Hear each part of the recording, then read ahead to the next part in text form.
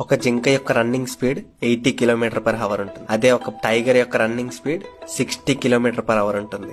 కానీ ప్రతిసారి జింక టైగర్ కి దొరికిపోతుంది. ఎందుకో తెలుసా? జింక పరిగెడుతున్నంత సేపు వెనక్కి తిరిగి చూస్తూనే ఉంటది, టైగర్ వస్తుందా అని చెప్పి. కానీ టైగర్ మాత్రం జింక వైపు చూస్తూనే పరిగెడుతూ ఉంటది. అందుకే సింపుల్ గా జింకను పట్టుకొని తినేస్తుంది. ఇలానే మన జీవితంలో కూడా మనం ముందుకు పరిగెడుతుంటే చాలా మంది మనం నువ్వు చెయ్యగలవు, చెయ్యలేవు, మంచోడివి, చెడ్డోడు అని చెప్తా ఉంటారు. మీరు అలా వెనక్కి తిరిగి చూస్తూ వాళ్ళ మీద ఫోకస్ పెట్టిస్తే మీరు కూడా అక్కడే ఉండిపోయి వాళ్ళకి విక్టిమ్స్ అయిపోతారు. మీ ఫోకస్ అంతా మీ గోల్ మీదే ఉండాలి. అప్పుడు ఎంత పెద్ద గోల్ నైనా అచీవ్ చేసేస్తాం.